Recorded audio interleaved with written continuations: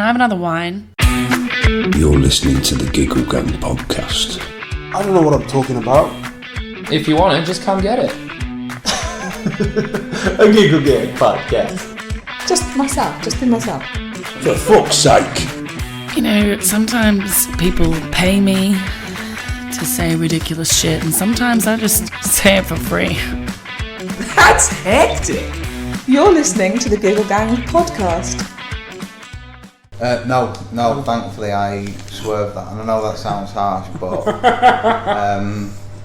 no, I did the Verve in Leeds, just because I kept getting told I had to, so I thought, right, if it shuts people up. What do you mean? So you did it an open mic at the Verve? Yeah. Or? Okay. Yeah. And how big's the Verve? I've never been. Probably about, say, somewhere in the 30-40 region, crowd-wise. So, yeah, when it's sort of your first time of doing such a thing, and you suddenly realise, there's people, they expect me to talk, and that when I talk I'm funny, and yeah, that weird realisation of, okay, it's well good being funny in kebab shops at 2 a.m, but now is... Did you have a lot of pressure that you put on yourself? Like, do you feel like you pressured your way into almost overthinking it? A little bit, and I know this is going to sound a lot like some sort of weird, like, X Factor thing, but it's genuinely the backstory to it, that I had years and years and years of being told I needed to do it, and I actually sat and wrote a set for it. Yeah. And the one person who more than anyone on this planet told me I had to do it was my cousin, bless her. And I kept making excuses not to bother. And why were they telling you to do comedy? Like, what was the thing? Just because ever since we've been kids, I just always just kept being funny in so many different little ways in terms of things I said, things I did. It just sort of, they were like, you're a lazy get that does nothing. But if the one thing you do is being funny, then that's what you need to do. Right. And I just kept making excuses, and then... Because you're genuinely lazy? Yeah, there's nothing I'm motivated to do at all. Like, nothing. I wish there was something in this world that I got proper actually passionate about, but my life's just sort of a rolling montage of shoulder shrugs. But yeah, she kept on being proper relentless, and then out of nowhere, she went for a medical checkup, and they told her she'd got not 1, not 2, but 3 types of cancer. Right. So I went to visit her, and she was literally at that stage where she was absolutely howling at the impact that oxygen had on her and how it made her fart when she had to live on it. And it was like, this is killing you, and yet you can still laugh at the impact of oxygen. What right have I got to be like lazy or nervous about whether 20, 30 strangers think I'm funny or not? So that kind of burnt that bridge, and I had no option but to cross it then. Cause it's like, if she can be like that about this illness, then... It literally took that much to get you up on stage. It took realising that someone who is family and literally like weeks different in age to me, if they can face that in that way, then I've got no excuse not to get up and do funny. And do funny. Yeah. But this was it. So I had like all the set written, and it was about the dangers of being polite and about the ginger daughter and all this weird stuff. And I think I was supposed to do the Verve on the Tuesday. Yeah. And Council unfortunately won the battle on the Friday before. Really? So like all rehearsal went out the window. I just turned up at this gig with my mate stroke agent, and he'd like proper English teacher style, like underlined bits in red and tried to lay out delivery, and I'm like, I don't know. I ain't got a single clue what I wrote, I ain't got a clue what I'm doing. But I can't phone in sick because I've done that 4 times already, so I know I've got to do this one. So for the first gig I ever did, I literally got on stage and just blagged it for like 10 minutes, just off the top of my head, spouted. And did it go well? Yeah. Okay. I knew it had gone well from the crowd reaction, but the fact that our good friend Mr. Brandon Craig went on straight after us, and he liked some of what I did so much that he carried on some of the stuff but from his angle.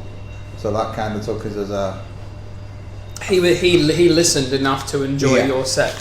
Yeah. This is it, because for some reason I think I did something in that set about like a prostate exam can never be easy, but when you're not expecting it, it becomes a bit more difficult. And then obviously he, being the maverick that he is, let us know that far too few men are aware of how good it is to get your prostate felt, and that more should be doing that. So it was that little feeling of then sort of getting out of that place. It's got a staircase that's sort of higher than the markup on cinema popcorn, so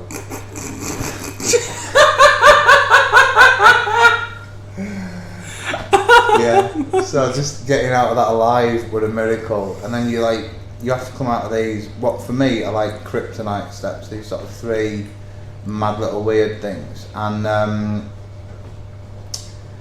all I wanted to do was get off these 3 steps without dying, but there's just these students that are wanting to talk to us about how amazing it was and how much they'd loved it, and proper caught in this like split situation of wanting to really enjoy this praise but also ignore them so that I got out without dying. It was just like this really weird So can we talk about why stairs are a challenge to you? What is the issue with the legs? Let's go back to the beginning. They proper hate me. Okay. But it's basically the sort of it's a condition where the brain and spine don't talk to each other properly. Okay. So as far as the brain's concerned, it's told the legs left, right, up, down.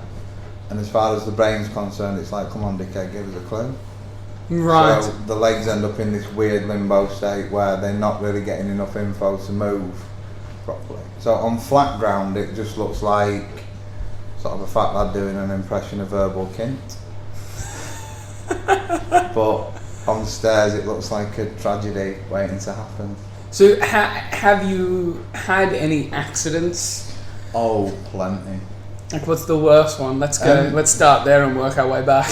I think it's not worst in terms of physical damage, because I've had one where I actually sort of broke the 5th metatarsal in about 3 places, but the sheer clumsiness of the one that I want to talk about just makes it worse than any other. So, walking towards work, and as I'm doing that, there's a lass that's approaching me, and she is on the pretty scale that would trigger a speech impediment anyway.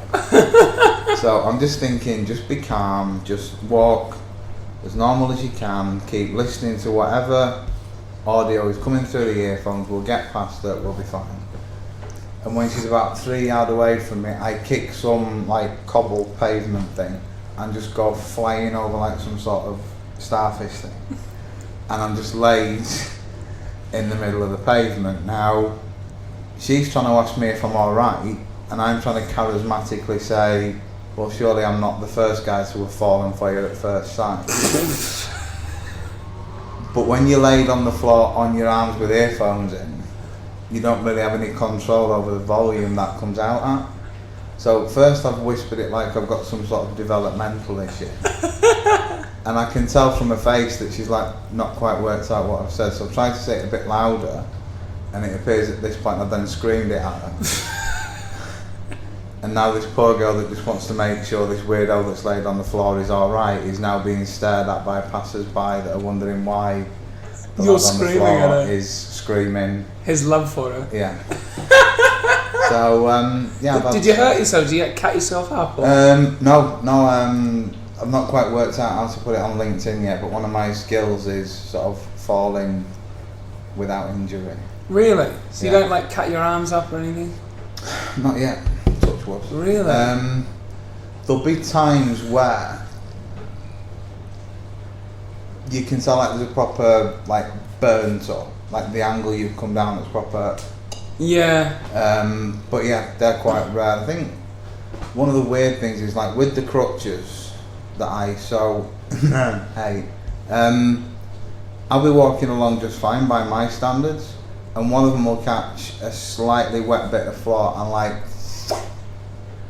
gone out from under us, and then it's like, even though for me I'm fine, because this crutch is shot out so far away from us, it drags me down with it. Right, okay. And then you're like, oh, okay.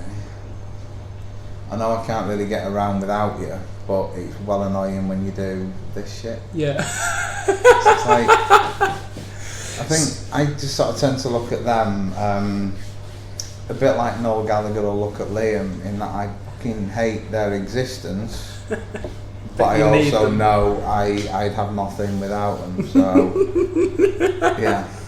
So how old were you when your legs stopped working, or have they never worked? They were always a bit questionable, but it was about mid-20s where suddenly it were like the usual suspects comparison kicks in, and I'm looking at Verbal in that and thinking, hang on, that's how I walk. But I don't get that. Well, I'll not give the ending away, but I don't get that moment where suddenly that's not the case.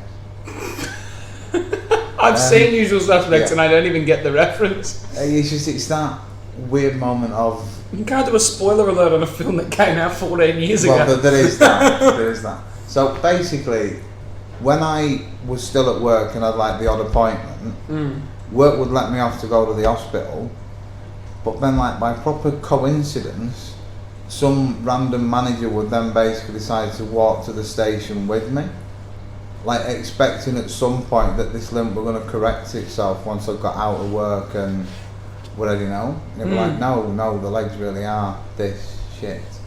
I'm not just sort of... So what did you do for work? That then was the call centre phase, which is one of the maddest experiences. Why? Because I've worked in call centres for a long time, so why did you love/hate the call centre? So many random experiences, like one of my favourite and most absolute surreal ones. I did mortgages for a while. Okay. And this guy rings for a quote. Now, because it's so regulated, you can't just give him a 20-year quote on 80 grand. You've got to read out all this regulatory stuff. Right. So while he's giving me all the numbers, I can tell he's in the bath, and I'm thinking, what kind of deviant rings up for a mortgage quote while he's having a bath? Okay. And it turns out it's the kind of deviant that is literally pumping that wrist quite frantically when you get onto how the Financial Services Authority regulate lenders. So he's masturbating to regulations? Yes. You're reading out what impact the FSA have on how you as a mortgage lender that with borrowers, and this guy is absolutely thrusting one out in the bath at... You can hear it quite clearly. Okay. And did you have this much enthusiasm in your voice? Because I don't want to be rude, but like you don't have that sensual or sexual of a delivery. No, there's nothing in my voice that should encourage a dick to be hard, to be fair. Yeah, but you're very deadpan. Yeah, and so we just almost wanted to imagine at one point that it was like some sort of dishwasher type thing, and then realising no, this is a grown man in a bath wanking about financial regulations, and just thinking, really, how have I ended up in this job? What did you do to end up here? Yeah, exactly. Sort of how, when I sat there for the first time in my life, actually revising for exams and passing them somehow, as that got me into a position where I'm listening to a guy have a sort of Tuesday night wank. Did you ask him about it? Did you say, no, I did that proper British thing of, even though it's obvious what's happening, it's like, okay, if I just sort of nod politely and wait for the noise to end, then I can just pretend it didn't happen. You people are so weird. Why would you not call anyone out on anything? I don't know. Because everyone's like, oh, I just do the British thing. Yeah. The British thing. Like, the British thing is just to be a pussy. Oh, exactly. I mean... If anything underlines it, it's the fact that I just basically made sure that while this guy is absolutely smashing his dick to bits in the bath. Was he really like, you could hear like, because it was in the bath, it would have been like splashing. the splashing, and there's like... Did it sound like he had, like, you know, like maybe a small charge? You know how kids sit in the bath and they, like, smack the water like that? I think it was the fact that there were little sort of upturns in his voice as well, like there were certain words that were triggering. So he was like, yeah? Yeah, his passions. It were like the bits where he had to state that he agreed with how we used information or how we did.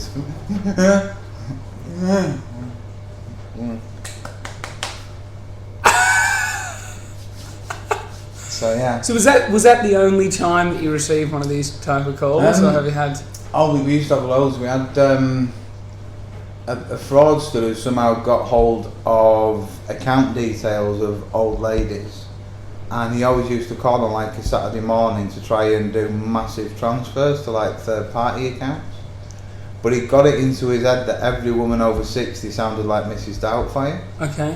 So whenever he's trying to impersonate the voice of this woman... So how had he stolen their details? No one ever managed to work that out. But every week he'd ring with new details? Every week he'd ring with new details, and it was never like an internal transfer or anything like that. It were always a huge chunk of thousands to like some random account that this person had no link to. And it's like, right, so... But he would ring up and pretend to be the old woman. and it's just like, right, so every old woman, according to you, is just basically Mrs. Doubtfire. And it's just, it's the madness of you. Then obviously have to do that thing of where you failed the security miserably because you've not got a single question right. So when my nephew... Was he ever successful? Occasionally, he'd somehow get through. Because if they get the security questions right, but you don't think that they are who they say they are, can you still... You can still, where you're like absolutely sure that there's just something about your instinct for like how they've got the info, like they've had to go away and ask somebody, or it's obvious that somebody's like sliding them info for stuff. You can sort of say, look, it doesn't feel right. They'll kick off at these things. But yeah, you want to sort of play the safety game on it. But inside the mind of a call centre worker. It was bizarre, and just random stuff like a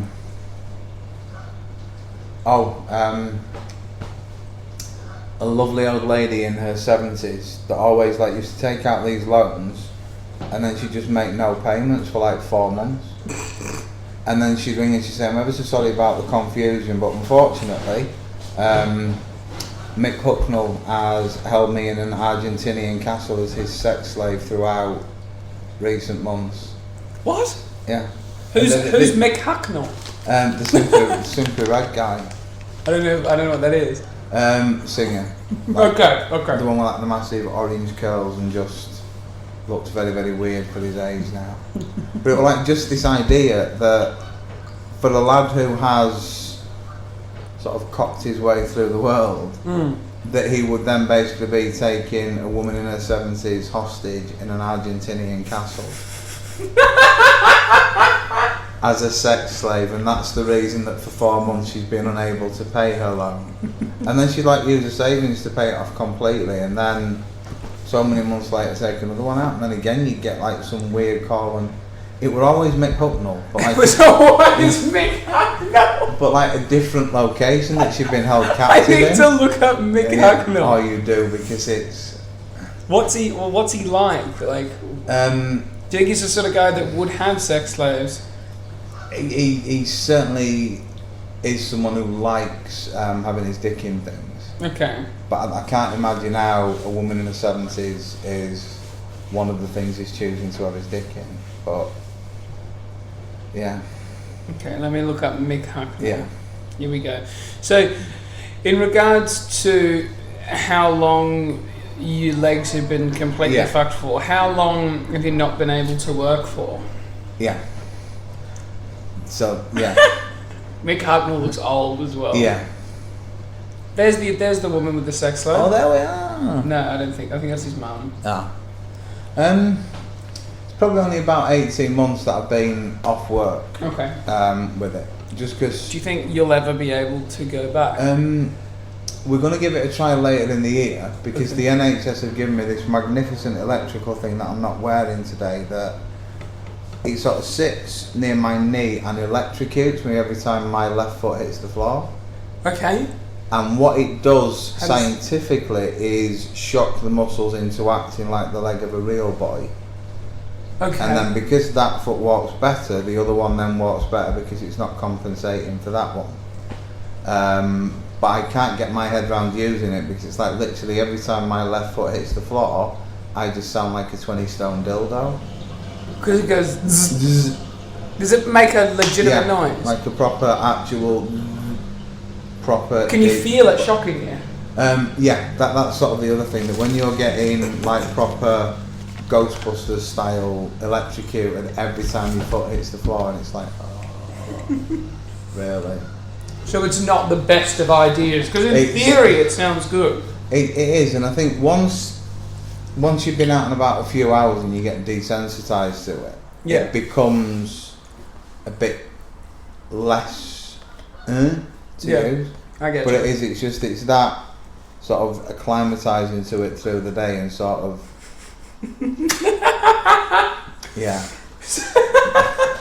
So is this piece of technology expensive? The shock? Well, no. Thankfully, the NHS provided that. But is it expensive for them to? I imagine it is, because for all the kit that's involved in, because you've got like your stimulation pads, this weird plastic cuff thing that holds it all round where it needs to be, and sensors and. And is it specifically for this condition? I think it's just basically for sort of any condition where muscles have got sort of a teenager's approach to working that they just don't really wanna, so the electric makes them do what they should do. So when you were a kid, what was the situation with your legs? The legs were a bit better, but as I said, they were always just sort of that bit weird even then.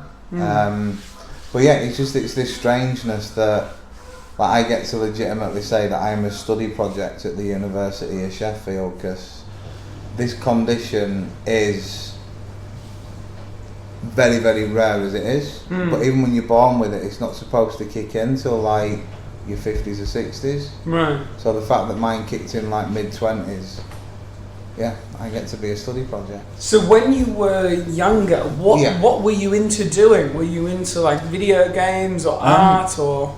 I think at that stage it was just purely a football thing. Okay. And again, even then, without the running, I at least had this ability that I could put the ball wherever it wanted putting.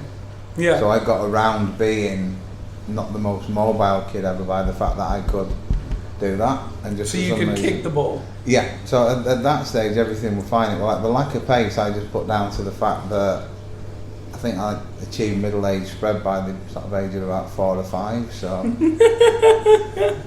even when the legs were better, pace were never an asset. So did you play defense or what did you play? Yeah, kind of in that area where they were like, I don't need to be fast where I am. You just give the ball to me, and as long as I can see someone to get it to, I will get it where they want it, and boom, job done. But yeah, once clever kids have basically worked out if they just knocked it past you, because I've got like the turning circle of a Tesco delivery van, I weren't catching them. So yeah, you didn't get many proper games once people had worked that out. When people had worked out your trick. Yeah. And did you ever fuck with like rugby or any other sport? I had a science teacher that tried bribing me with a bag full of like mini Mars bars. He said, all you have to do is just stand there and hit people. Like boxing? No, it was just like, basically, you don't need to know the rules, right? There'll be a guy that's got the ball, it'll come towards you, you're a big unit, just stand in his way, smack him down on his arse, job done. And I'm like, but I don't want to. But he's like, I don't have anyone in this year that could do that as well as you. You don't. Were you already eating the Mars bars by this point in the conversation? No, and I think this is what really offended him, because it was like, I'm literally offering you a sack of sugar. At that age, it was clearly levelled that sugar were the only food group that I really entertained. And no matter how much sort of legal bribery he offered us, no. So you didn't do it? No. And I think, this, because it was like proper back in the 90s, this was a science teacher that actually had a part of his classroom that he got away with calling Puff's Corner. and he just put all like boy band posters in it, and if you weren't doing as he said in the lesson, he sent you to sit in it. It put you in Puff's corner. Yeah. No way, and it would be like Backstreet Boys, S Club 7. No, not S Club 7. What was the one that? Take That, Boy. What was the one that Justin Timberlake was in? Oh, NSYNC. Yes, NSYNC. Yeah. So it was just basically all the proper big There's only hitters. one left. I've eaten all of them. They are tasty, yeah. I was supposed to not have any. We've made a big mistake. I'll sign the disclaimer if I'm Yeah, hopefully no one listens to this. Yeah. I'm a fat bastard.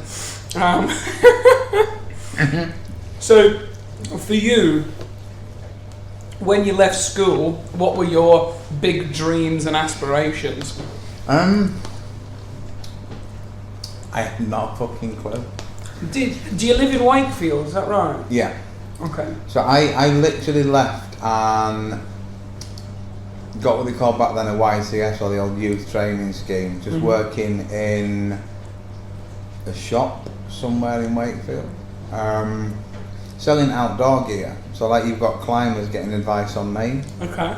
on what's it to be using to go up mountains. It's like, yeah, I wouldn't buy off me in this particular environment. And so when that reached its natural conclusion of you're a nice enough lad, but No one likes you. no one really wants to take your advice on climbing shoes or. Was it because of the legs or because you were so lazy? They were all right back then, but I think basically because it were obvious that I had both no idea what I was talking about and absolutely zero passion for what the customers were talking about, and would actively look bored to death when they're telling me about walking the Dales and stuff. They were like, "We like you, lad, but yeah, we're pretty much going under as it is, and the fact that you're driving money out the door by making it obvious you don't like the people that come in here, we'll wish you well."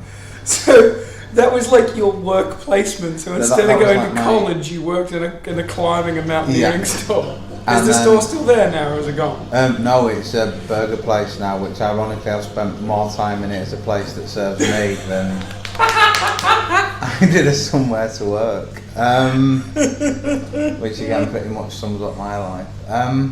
But it was the weirdness of then kind of reaching like 17 and thinking, right, so other lads and lasses that finished school and went proper into work now actually have some momentum of stuff.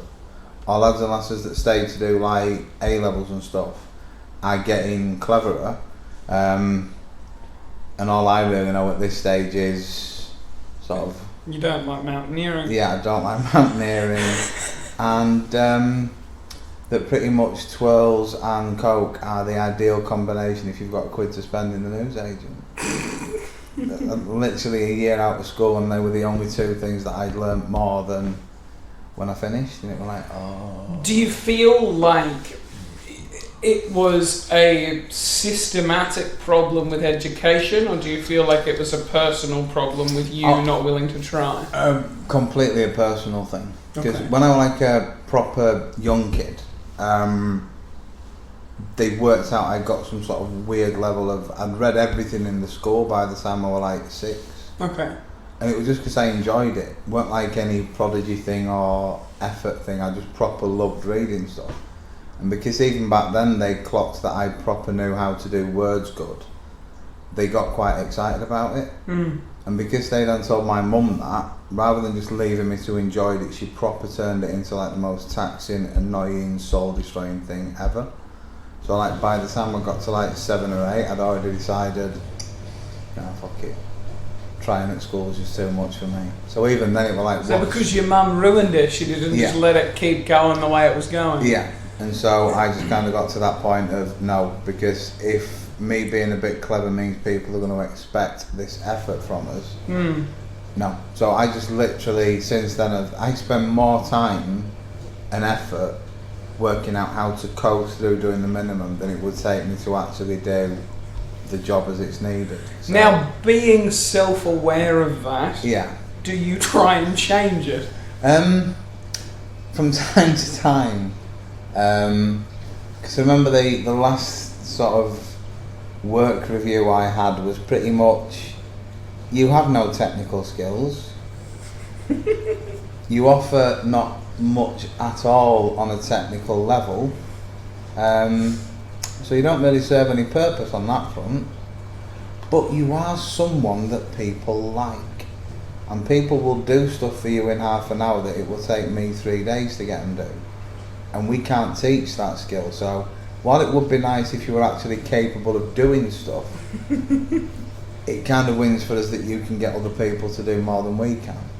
And it was like the weirdest, surreal thing. What sort of job is it? Software testing. Okay. So given that I literally stumbled into it by accident, and somehow like 8 years later I'm still doing it as a job. But you don't know how to do it? Like other people have gone away and they've done like degrees in it, they've done advanced qualifications in it, and I just literally went to a meeting at the bank because my boss couldn't get anyone else to attend it, and said stuff, and these absolute geniuses were like, no, we like him, we'll have him again. What? And my boss were like, no, we've got other people available now, it was just that shift timings wise he were the only one available. No, he came across really well in that meeting, I think we'd like to use him again going forward. So testing, so now you work for them full time testing applications? Yeah. So he's now at Sky Bet, so basically... Sky Betting and Gaming in Leeds? Yeah.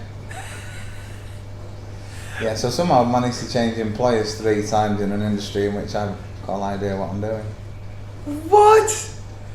What the hell? That's crazy. It is, I mean, it's something about these words, because there just seems to be like a way that when people ask me something, I manage to sort of patch enough buzzwords together to sort of paper over the massive cracks in my knowledge that there are. And they're like, yeah, that's fine, we'd love to have you aboard.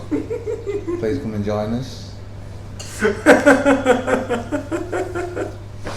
So,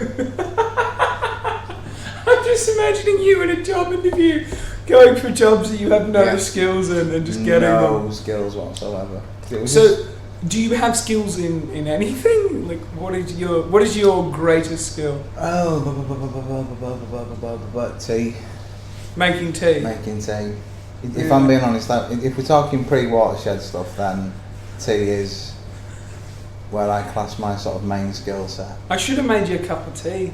Oh no, the water's fine, it's needed after the absolute... I feel bad. We'll have a tea after the podcast. Yeah. But I wanted to ask you, so you mentioned that, like, when you were a younger lad, nothing really got you excited enough. Yeah. You don't really get, like, you know, up and about and excited. Does comedy do that for you? Yeah. Okay. Because, again, even now, quite often, even when it's a gig that I'm looking forward to, because I've seen who's on and I know, like tonight, there's enough quality people on there that when I'm not talking, I'm going to enjoy listening to other people. But even when I know it's something that I'm going to look forward to, I get so reluctant to leave the house to do stuff that I always try and sort of talk myself out of it. But it's only when I sort of make myself go to these things, see other people, enjoy them do their thing, and then that reaction of the public to me and my sort of dark little mind, it kind of gives us that motivation of, this is a nice thing to do. So it's like you have to trick yourself into going out because you forget that you enjoy it, but every time you go, you know you are going to enjoy it. Yeah, pretty much. It's sort of this weird realisation of, because my mind, it likes to think that I'm sort of similar to the work approach of not really being capable of what I'm supposed to do with anything and everything I attempt to do. So I know by now, from the reaction I've had to doing the stand-up stuff, that I am decent at it. But my mind will always try and convince me, well, the last one was a fluke.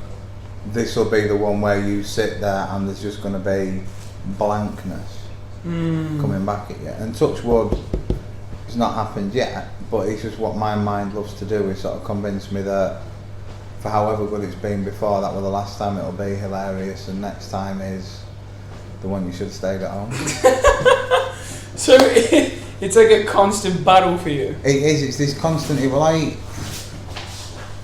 even that weirdness of, and I mean, you know this yourself, that buzz that you get from standing on like that Frog and Bucket stage of all places, and they announce the names, and you can tell from the reaction the crowd is taking the roof off the place because you are wrapping up the win for that week. And it's an awesome feeling, and I left there walking almost like a real human because I was just that giddy off it. But by the following morning I'm already in, yeah, but you probably just got that on pity because you look so ill getting up them 3 steps. Your own mind won't let you have it. Exactly. It's like when it's clear that I am doing quite well at this, my own mind just wants to do anything it can to undermine it in terms of... Where do you think that comes from? Was there someone in your life where wherever you did well, they were sort of trying to cut you down? Well, yeah, they have been married, so... Okay. What happened?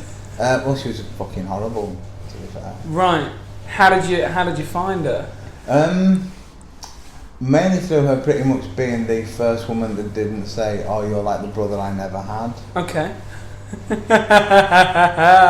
So just simply by not being sort of friended off within 10 minutes made her immediately like the most desirable woman that Yorkshire had ever produced. Okay, yes. And then yeah, for some reason, we created Europe's greatest living ginger. Okay. And it all seemed like it was going to be fine. And then once we kind of got into that proper, like living together, married, domestic setting, it was like, like proper buyer's remorse kicked in. And yeah. From you or from both? I think it was clearly from both, but she just liked the idea of pretending that we were actually happy, or would be, if I wasn't the most evil human that had ever lived. Okay. And were you evil? No, I was just evil in her mind because I thought things like council tax and water rates needed paying. What? Yeah, in her mind it was pretty much a case of, well, no, what we should really do is any money I want for me to spend for me, I have, and then if there's anything left to pay bills, then maybe pay them. You can't live like that. Well, she seemed to believe that. Truly believe that. So yeah, I think once it got to like the 400th argument and like the what felt like 8 million. Why did you marry her? How did you marry her? And genuinely, I wish I was funny enough for this to be something I've written, but the honest truth is, I lost a bet. Really? With who? With her? With her.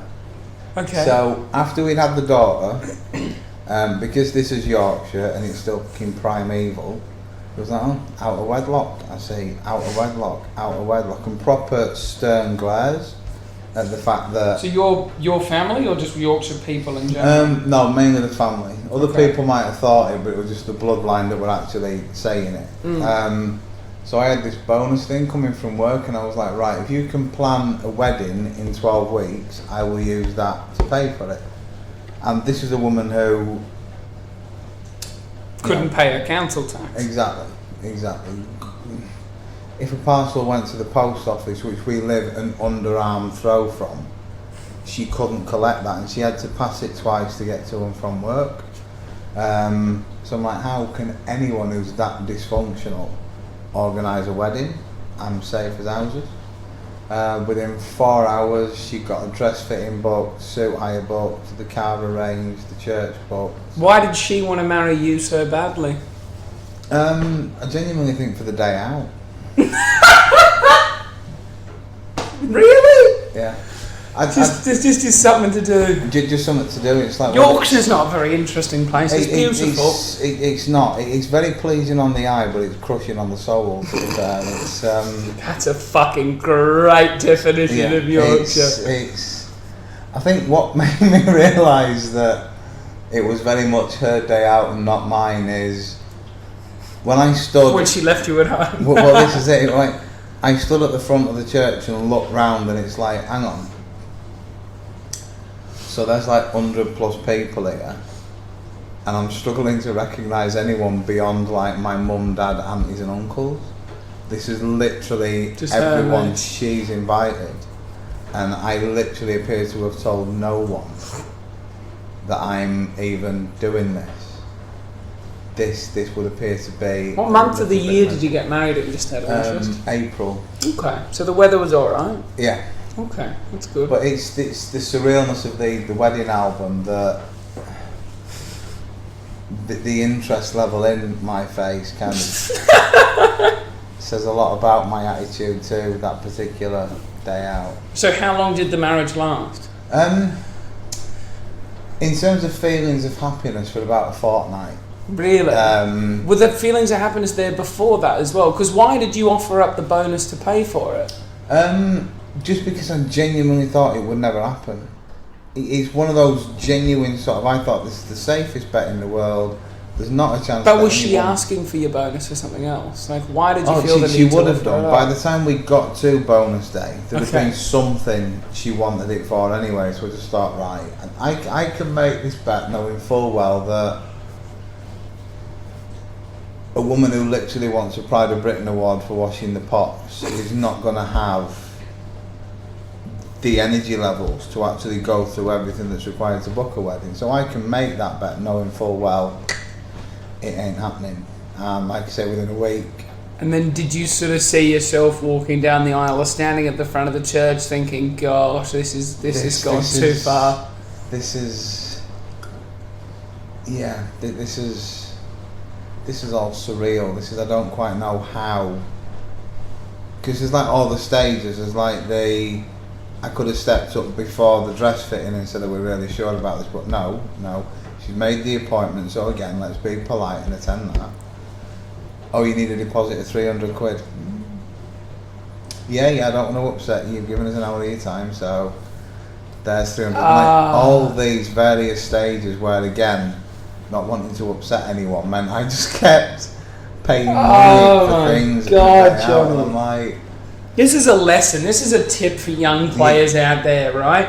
Never, ever, boy or girl, I don't care who you are, go along with a wedding as to not upset the other person. Right? That is a lesson for everyone out there, because at the end of the day, either you're going to end up upset, and therefore everyone's going to end up upset, because being upset or being unhappy in a relationship, a marriage, a divorce, or whatever the situation is, will always come to a head unless kinks are ironed out. And you biting your tongue as to not upset anybody does not achieve anything.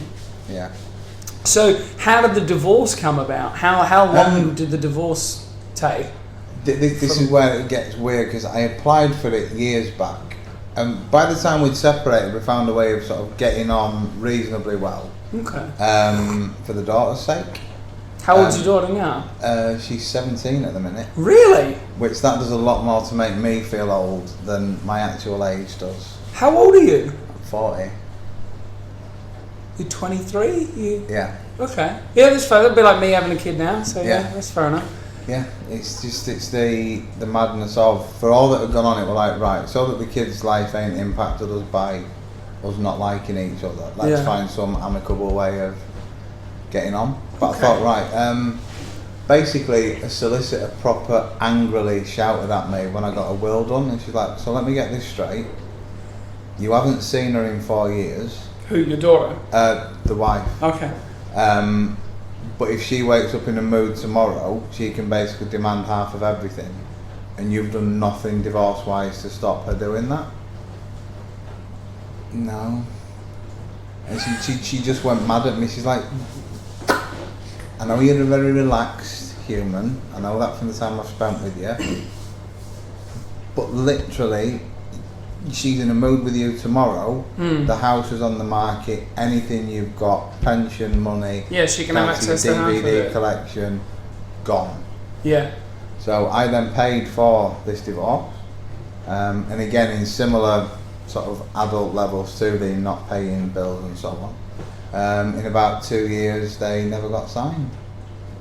So you are divorced or you're not divorced? Unfortunately, I think legally I'm classed as a widow now. Is she dead? Yeah. Okay. Yeah, it would a surreal thing, because she wasn't in good health and she got took into the hospital, and the doctor rang me and she's not good, but she's being treated, she's on all the right treatment, all the right procedures, we'll have her home by next week.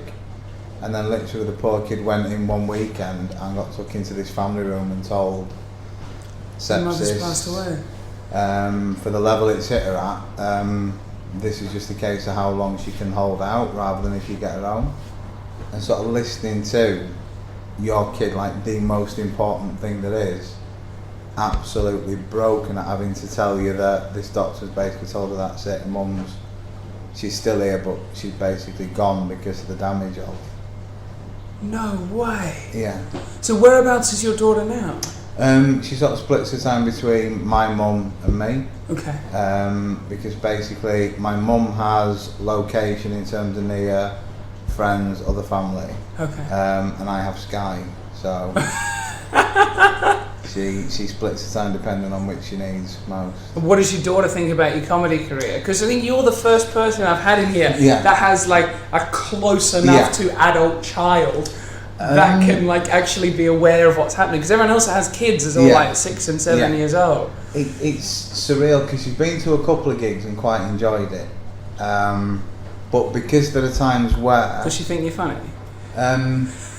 she does, which is quite a compliment because That's she good. fucking hates everybody and everything. So the fact that she actually thinks I am good at this is like the biggest win of all. But I think one of the first ones I did was the comedy balloon in town, and it had gone really well. And so after I'd taken like 2.5 hours to get down that massive staircase coming out of it, there were all these people that had been held up behind us, and they all wanted to just have a word about how much they'd enjoyed it and how nice it was. And the kids just stood there thinking, it's alright, I know he's not good at listening to nice things, but he'll just nod politely and we'll get to leave quietly, and that's fine. And for some reason, with my daughter stood like 2 feet away, I decided to say to this stranger, I suppose feedback is, or compliments are a bit like anal, much more enjoyable to give than to receive. Yeah. And this poor guy's just like, yeah, I suppose. Basically, mate, you fuck him in the ass with all these compliments. Exactly. It was just surreal because for me to try and get my head around the fact that I literally sat up there and talked about the legs, my folks' divorce, mad stuff, Yeah. and these strangers that knew nothing of me or them had absolutely howled at, and it was like, this is weird. This is weird. There's so many people that want to tell me I'm really good at this because I found a really clever way to call my mum a cunt. It seemed weird that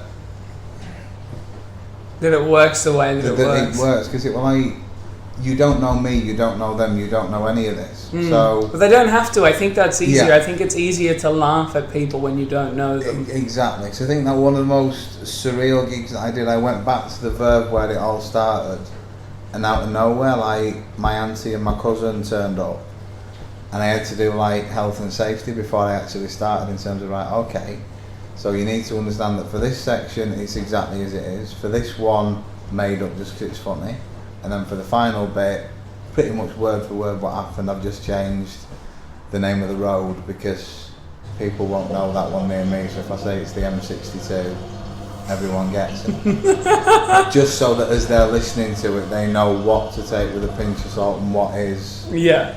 And it was the weirdness of just sort of. So you did that on stage, the prefacing of bit. No, I did that before I went up because I. So you spoke to them privately. Yeah. Okay. I tend to have this weird habit of I look at a gig and see that at the point where somebody's coming around doing the running order, there's like 5 people there, so it's like, yeah, I'll go on first, get it out of the way, and then I can sort of, by my standards, slope off quietly. And then it's literally as if they've had them in hiding somewhere, so once I've agreed to get on first, suddenly there's just like streams of people that come flowing down these stairs, and suddenly realise rather than 4 or 5, you've got 40 or 50, and it's like, okay. Do you not like performing to a bigger crowd? Like if I'm in a room and there's not a big crowd, Yeah. I want to go on later in the hope that more people come. I think that's perhaps where my transition's gone on the funny side of things. Like, I did one Friday night in Leeds and was probably more nervous because there were literally 4 people in the crowd.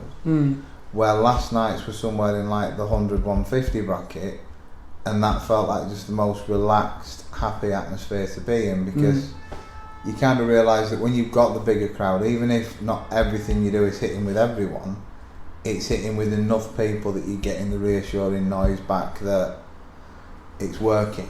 Well, now I know where it's a tiny room and a tiny number of people, I still get reactions back that tell me it's working, but it's not the same when you're sort of lacking the numbers. So I think that's kind of where the transition, if I can talk, has kicked in, that I now realise that I get more agitated if it is sort of a handful of people rather than room full. Yeah. But yeah. Absolutely. So for yourself, what are your plans for the future? Like, what do you want to do with comedy and also your life in general?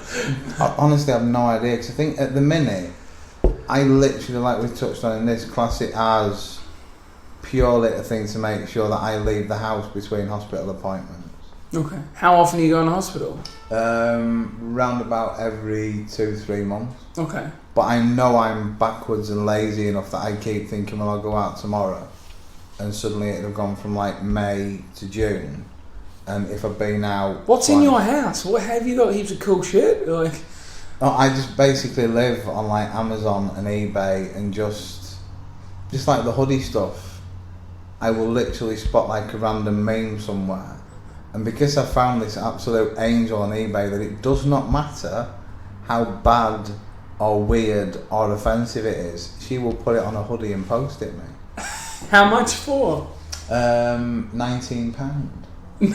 Which, given that it is in sort of hefty male size, it's a bargain. So you just send her a photo and she'll put it on? I just send her a photo. So I'm gutted that it didn't arrive in time for this weekend, but the one that I put on Instagram about how you'll never make it to heaven with your hands full of penis. Yeah, the anti-masturbation one. Yeah. I ordered that, and I ordered a Malcolm Tucker one about promising to never call an 8-year-old girl a cunt again.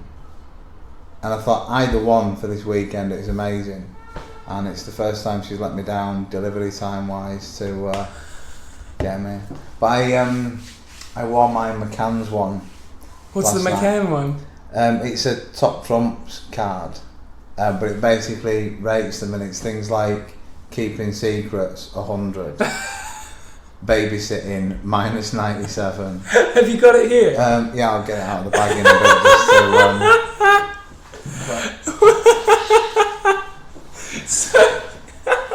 Because it's these surreal little moments where I'm doing gigs and I think nobody notices this stuff.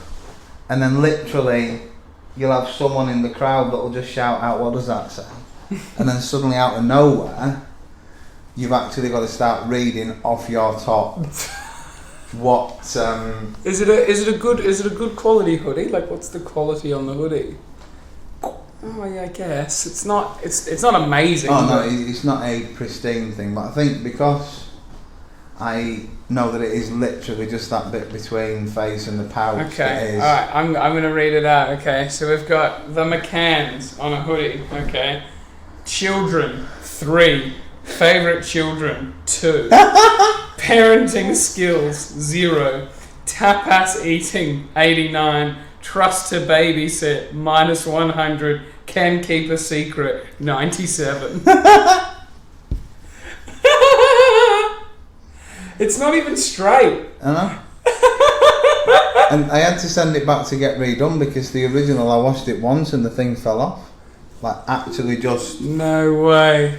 But I think it's just because there's so few people willing to put stuff of that nature on a garment. It's like, yeah. But... Is that your favourite one, that one? I'm torn because the first one I ever got done was like an Enid Blyton book cover. Yeah. And it's just these 2 bears pictured on it. And it looks kind of strange until you read the actual caption, which is the awkward walk home after disappointing forest sex. It's just the 2 bears. And it's just the 2 bears walking home, and it's just like, it's such a... Similar to a lot of them, that at a glance it's like, what's he wearing? But when you then actually read the message of it, it's like, oh. Have you always liked to communicate your comedy through fashion?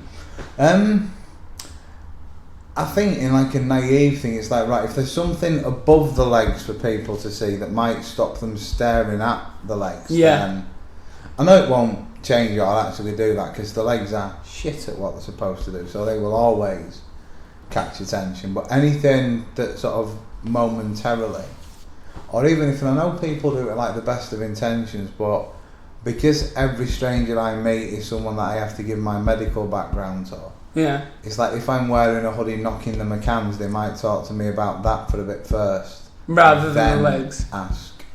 I've got a question for you, and it might be a controversial question, but we're all friends here, okay? If someone offered you £250,000, right, and you had to lose 40 stone over, let's say, 6 months, knowing your personality and yourself, right, would you go on a diet and seated exercise program for 6 months and work that weight off, or would you chop your legs off knowing that they're useless and take the cash? Oh,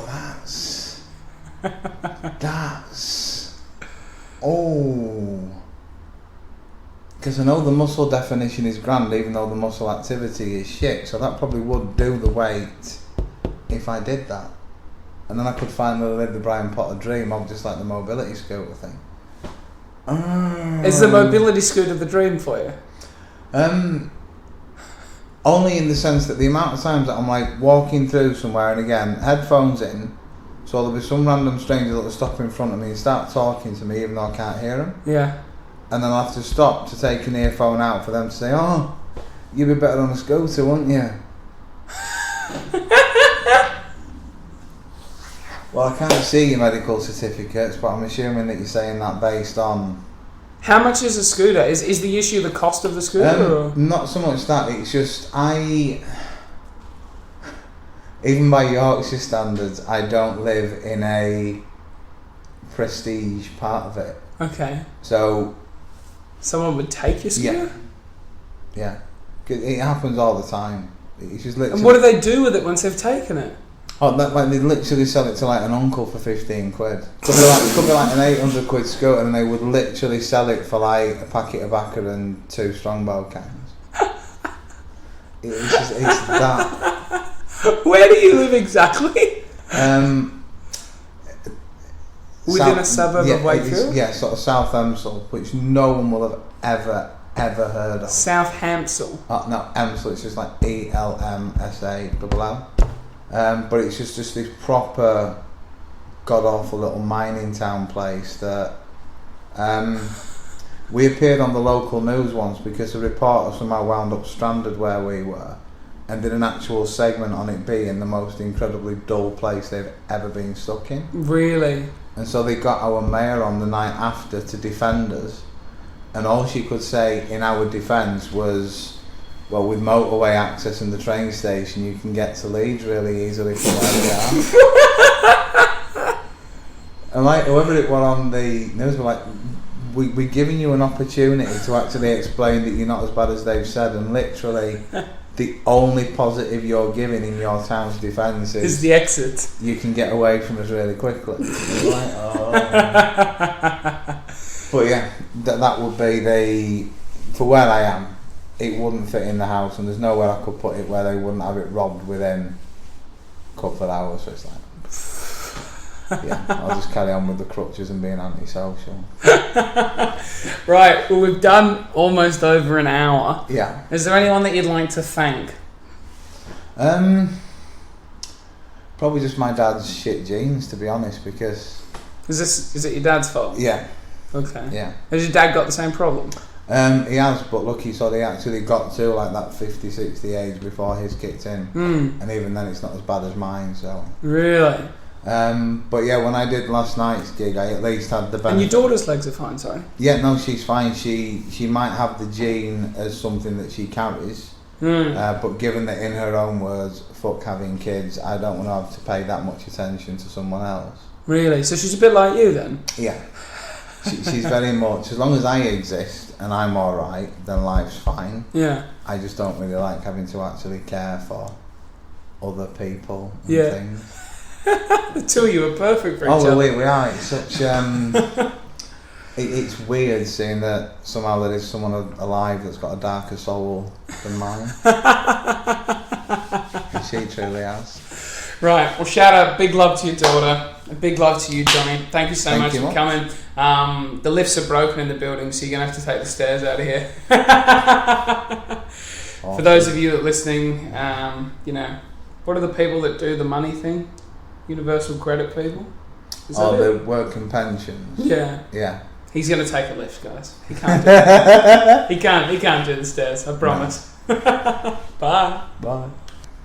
For a little bit of extra listening content, if you are still with us, me and Johnny have just been having a talk off mic, and it's led to a conversation about his father that I think needs to be recorded. So, this is the bonus end of Giggle Gang podcast. And fire away, Johnny. So your dad's a socialist. Okay, so basically, I think it's sort of a polite way of saying disturbed, basically. He went on one of these proper, 5-star cruises to Jamaica. Okay. And so at the point where they get off this palatial boat and he's in the natural area of, his way to summarise it was, it's just bizarre seeing such poverty. I mean, these poor people, they're literally living in allotments, in sheds, under sacks. It's unreal. And I'm thinking, perhaps this is him actually developing a human soul. And then he said, well, but when you think about it, if they've not got things like gas, electric and home insurance to pay, they don't really need to work a 5-day week, do they? They're a bit lucky on that front, I suppose. You've not got to pay insurance on your shed. You've got a lot more disposable income. You can probably do 3 days of work, selling mortgages to people in a call centre. It's the weirdness of, I have to tell this story to people just to hear that reaction to it, to know that it's as mental as I think it is. It's just like, oh. Well, that was your bonus Giggle Gang podcast content. We're going to go and do some comedy now. Come check it out every Sunday. Binary Bar. Johnny, it's a good gig, isn't it? Amazing. I'm paying him to say that. I leave the house for it. That's a massive testament to the kind of gig it is.